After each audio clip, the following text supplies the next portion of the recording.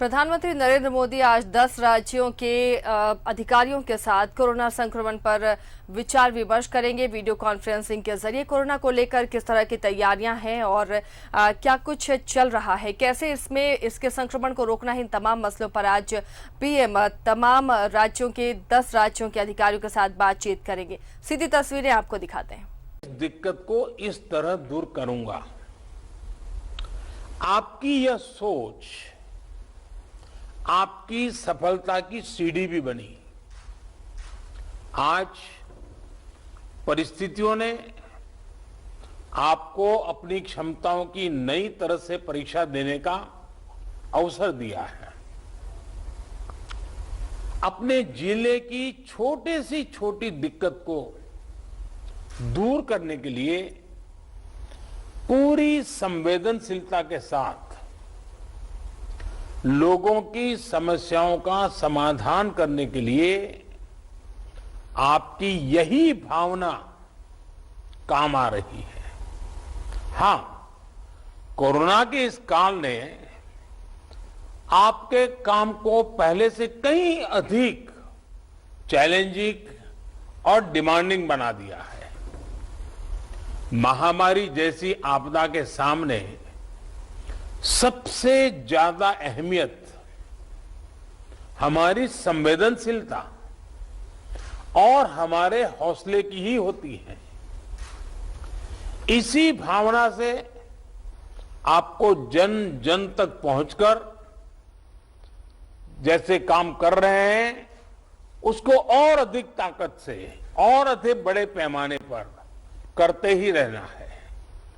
साथियों, नए नए चैलेंजेस के बीच हमें नए नए तौर तरीकों और समाधानों की जरूरत होती है और इसलिए ये जरूरी हो जाता है कि हम अपने स्थानीय अनुभवों को साझा करें और एक देश के रूप में मिलकर के हम सब काम करें।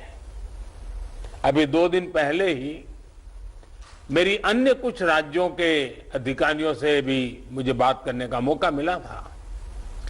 उस बैठक में अनेक सुझाव, अनेक समाधान अलग अलग जिलों के साथियों की तरफ से आए हैं। आज भी यहां कुछ जिलों के अफसरों ने अपने जिलों की स्थिति और अपनी रणनीति को हम सबके बीच साझा किया है। जब फील्ड पर मौजूद लोगों से बातचीत होती है तो ऐसी अभूतपूर्व परिस्थितियों से निपटने में बहुत अधिक मदद मिलती है। बीते कुछ समय में ऐसे अनेक सुझाव मिले हैं। अनेक जिलों में परिस्थिति के अनुसार कई इनोवेटिव तरीकों की भी जानकारी आप लोगों से मिली है। गांवों में कोरोना टेस्ट की सुविधा अधिक से अधिक लोगों तक पहुंचाने के लिए मोबाइल वैन का तरीका कई लोगों ने अपनाया है। स्कूलों, पंचायत भवनों को कोविड केयर सेंटर्स में परिवर्तित करने का कुछ लोगों ने इनिशिएटिव लिया है। आप लोग खुद गांव-गांव जाते हैं, वहां की व्यवस्थाओं की निगरानी करते हैं, आप ग्रामीणों से बात करते हैं, तो इससे जो वहां का सामान्य नागरिक है या वहां के गांव के जो एक प्रकार से लीडर लोग हैं, 5 होते हैं, 10 होते हैं, 15 होते हैं, अलग अलग क्षेत्र के होते हैं, उनको जब शंकाओं का समाधान होता है और डायरेक्टली आपके साथ जुड़ते हैं तो उनका आत्मविश्वास अनेक गुना बढ़ जाता है। सारी आशंकाएं एक प्रकार से आत्मविश्वास में बदल जाती है। आपकी मौजूदगी से, आपके संवाद से गांव में ये डर निकल जाता है कि कुछ हो गया तो हम कहां जाएंगे, हमारा क्या होगा। आपको देखते ही सारा मन उसका बदल जाता है। इससे लोगों में साहस के साथ ही अपने गांव को बचाने की जागरूकता भी बढ़ती है और मेरा आग्रह है हमें गांव-गांव यही संदेश पक्का करना है कि हमें अपने गांव को कोरोना से मुक्त रखना है और लंबे अरसे तक जागरूकता से प्रयास करना है। साथियों, बीते कुछ समय में ये बात सही है कि देश में एक्टिव केस कम होने शुरू हुए हैं। आप भी अपने जिले में अनुभव करते होंगे कि 20 दिन पहले जो एकदम से आपके ऊपर प्रेशर आया था, अब आपको भी काफी महसूस होता होगा बदलाव। लेकिन आपने इन 1.5 सालों में ये अनुभव किया हुआ है कि जब तक ये संक्रमण माइनर स्केल पर भी मौजूद है, तब तक चुनौती बनी रहती है। कई बार जब केस कम होने लगते हैं तो लोगों को भी लगता है कि अब चिंता की बात नहीं, वो तो चला गया। लेकिन अनुभव दूसरा है। टेस्टिंग और डिस्टेंसिंग जैसे मेजर्स को लेकर लोगों में गंभीरता कम न हो, इसके लिए सरकारी तंत्र, सामाजिक संगठन, जनप्रतिनिधि, इन सबके बीच में एक सामूहिक जिम्मेवारी का भाव हमें पक्का करना होगा और प्रशासन की जिम्मेवारी और बढ़ जाती है। कोविड एप्रोप्रिएट बिहेवियर जैसे मास्क पहनना, हाथ धुलना, जब इनमें कोई कमी नहीं आती, आपके जिलों में, आपके जिलों के बाजारों में, गांवों में कम से कम होने के बाद भी लोग सभी दिशा निर्देशों का पालन करते हैं, तो ये कोरोना से लड़ाई में बहुत मदद करता है। स्थितियों पर लगातार नजर रखने से जिले के सारे प्रमुख विभागों, जैसे पुलिस का विभाग हो, साफ सफाई की बात हो, इन सारी व्यवस्थाओं का, इनके बीच में बेहतर तालमेल और प्रभावी परिणाम स्वाभाविक रूप से निकलने लगते हैं। मुझे आपके कई जिलों से इस रणनीति पर काम करने के रिजल्ट्स की जानकारी मिलती रही है। इन जगहों पर आपने वाकई बड़ी संख्या में लोगों का जीवन बचाया है। साथियों, फील्ड में किए गए आपके कार्यों से, आपके अनुभवों और फीडबैक से ही प्रैक्टिकल और इफेक्टिव पॉलिसीज बनाने में मदद मिलती है। टीकाकरण की रणनीति में भी हर स्तर पर राज्यों और अनेक स्टेक होल्डर से मिलने वाले सुझावों को शामिल करके आगे बढ़ाया जा रहा है।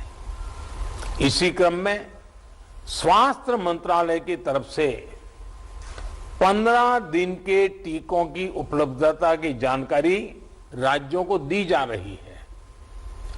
वैक्सीन सप्लाई टाइमलाइन की स्पष्टता होने से टीकाकरण से जुड़े मैनेजमेंट में आप सभी को और आसानी होने वाली है। मुझे विश्वास है कि हर जिले और वैक्सीनेशन सेंटर के स्तर पर सप्लाई और सुदृढ़ होगी। इससे टीकाकरण से जुड़ी अनिश्चितताओं को दूर करने में, पूरी प्रक्रिया को स्ट्रीमलाइन करने में बहुत मदद मिलेगी। वैक्सीनेशन का जो प्लान है, जो कैलेंडर है, उनको हम नियमित रूप से अलग अलग मीडिया प्लेटफॉर्म पर अधिक से अधिक साझा करेंगे तो लोगों को कम से कम परेशानी होगी।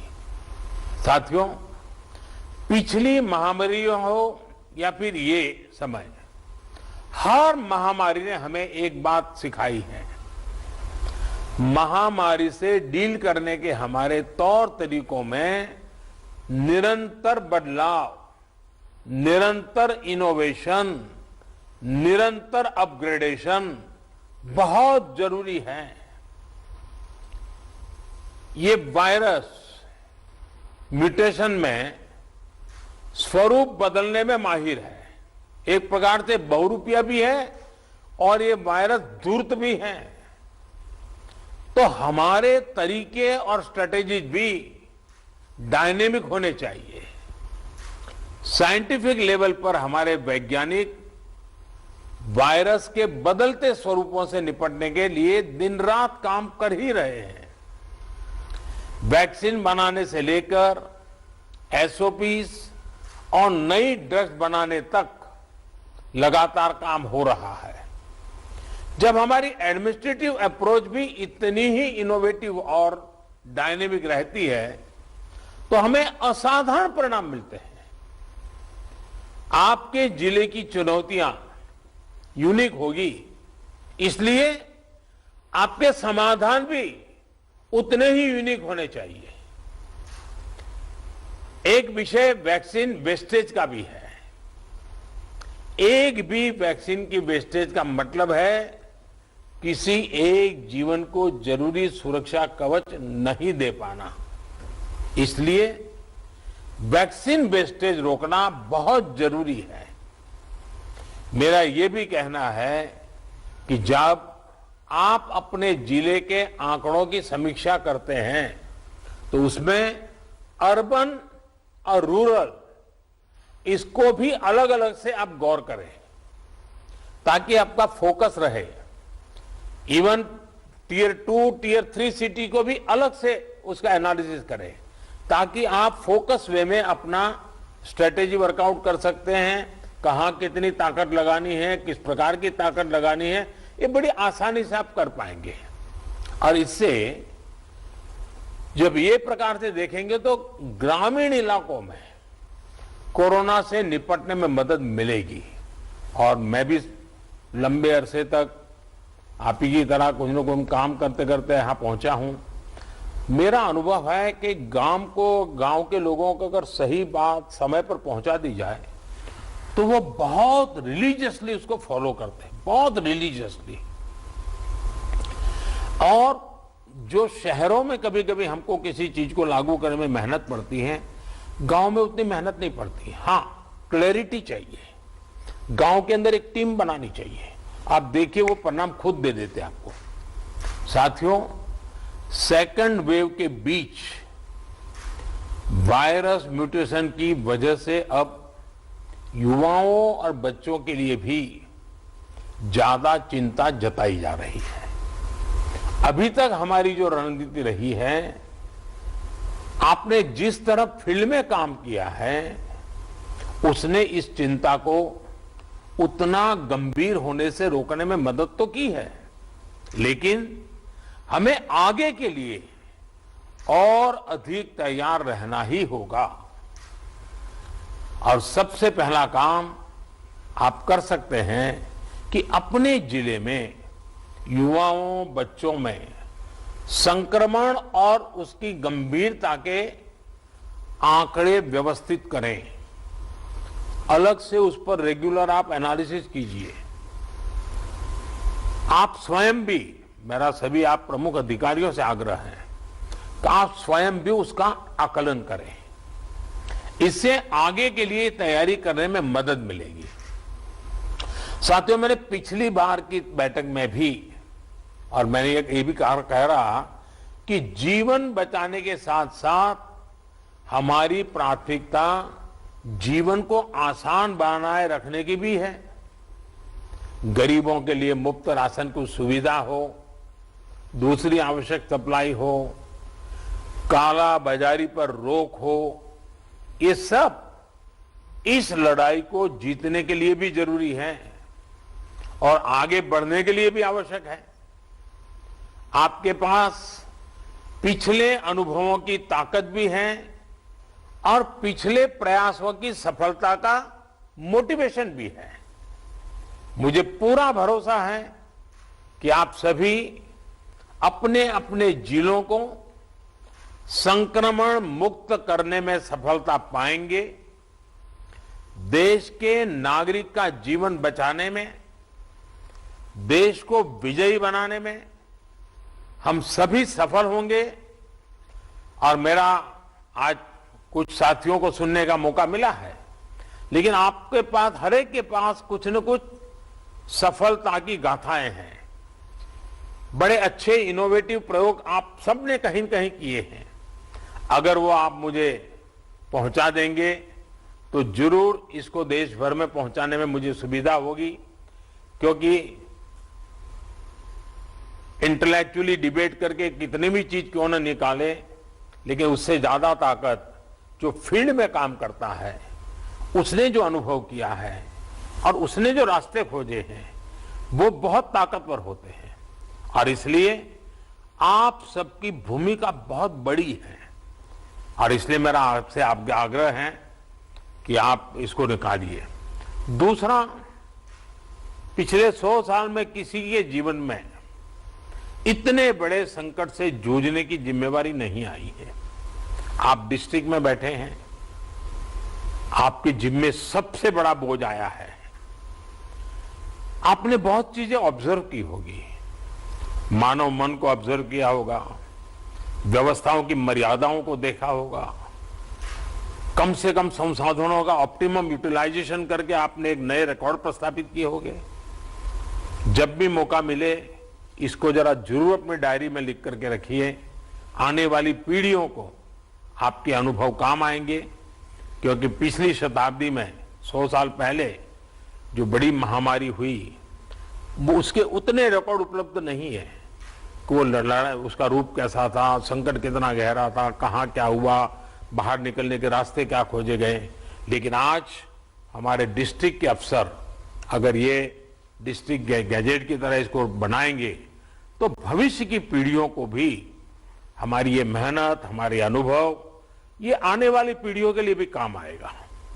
और मैं आपको भी इस सफलता के लिए, इस मेहनत के लिए, और आपको और आपकी पूरी टीम को, जिस प्रकार से आप लोगों ने इसका नेतृत्व किया है, आपको बधाई देता हूं, आपकी सराहना करता हूं। और मैं आशा करता हूं कि आप और अधिक सफलता प्राप्त करेंगे, तेजी से सफलता प्राप्त करेंगे और जन सामान्य के अंदर विश्वास पैदा करेंगे।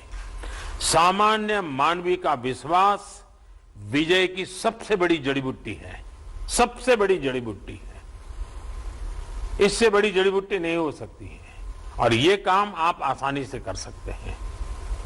आप स्वस्थ रहें, कार्य का बोझ आपको ज्यादा है, मैं अनुभव करता हूं। अब बारिश की सीजन आएगी तो और एक सीजनल जो प्रेशर रहता है वो तो बढ़ने ही वाला है, लेकिन इन सब के बीच भी आप स्वस्थ भी रहें, आपका परिवार स्वस्थ रहे और आपका जिला जल्द से जल्द स्वस्थ हो, हर नागरिक स्वस्थ हो, ये आपकी कामना ईश्वर पूरी करे, आपका पुरुषार्थ पूरी करेगा। मेरी तरफ से आपको बहुत शुभकामनाएं, बहुत बहुत धन्यवाद।